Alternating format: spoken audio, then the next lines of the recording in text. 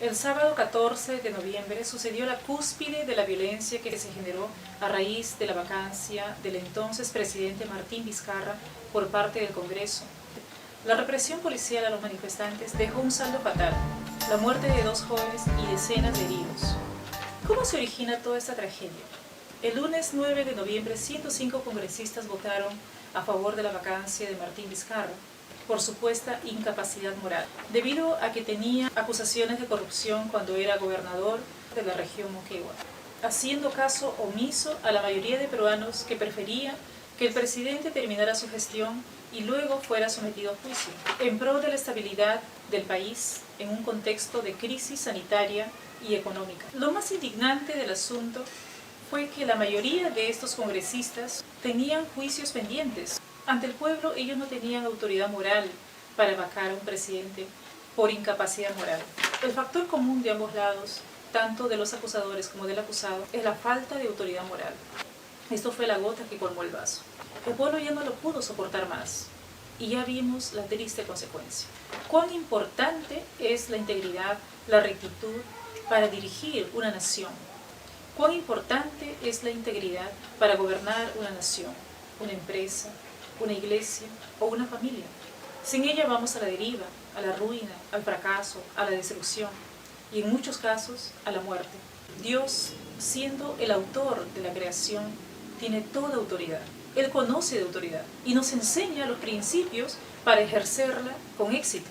Y el primero de estos principios es que la persona que ejerce autoridad debe ser irreprensible. Es decir, que nadie tenga que acusarle de nada, que nadie tenga que reprenderlo por nada, que no sea corrupto, que no sea amante de ganancias deshonestas, que no venda su nación, que no llegue al poder por intereses propios, por egoísmos personales, para beneficiarse a sí mismo, sino que realmente tenga un deseo de servir a su prójimo. Una persona así gana mucha confianza y estima de su cónyuge, de sus hijos, de sus empleados, de sus compatriotas. Y téngalo por seguro, tomará decisiones y acciones correctas, porque la integridad de los rectos los encaminará. Y Dios provee de sana sabiduría a las personas rectas. ¿Por qué clamaba la multitud que salió a marchar día tras día, dejando su comodidad, su seguridad, exponiendo su vida? Porque estaban hartos de la corrupción, de la inmoralidad, de la falta de vergüenza de sus autoridades. Se equivocaron cuando pensaron que el pueblo no iba a decir nada, que el pueblo se iba a mantener callado. Lo mismo sucede en una familia, en una empresa. Llega un punto en que los hijos o el cónyuge o los empleados se van, se alejan, denuncian, ponen su voz en contra, se levantan contra el padre, contra el jefe o contra el pastor que haya caído en corrupción. Necesitamos hoy más que nunca en el poder a personas que realmente amen a su país, amen a su familia, amen a su empresa. Personas que trabajen con rectitud, personas que se guíen por principios para tomar una decisión. Y estamos cansados de sufrir vergüenzas ajenas.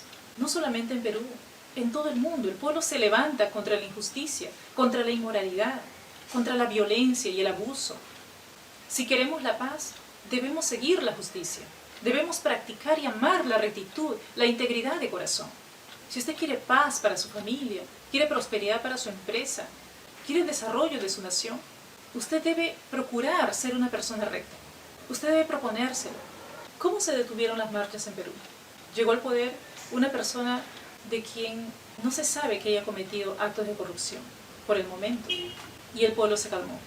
Ya lo había dicho el sabio proverbista: cuando el justo domina o gobierna, el pueblo se alegra, mas cuando domina el impío, el pueblo gime. El pueblo clamó y clama por integridad, por rectitud, por justicia y por autoridad moral. Esta situación debe llevarnos a una reflexión y a un deseo vivo que se traduzca en una meta personal, expresada por el sabio Job hace miles de años. Hasta que me muera, no quitaré de mí mi integridad. Que Dios los bendiga.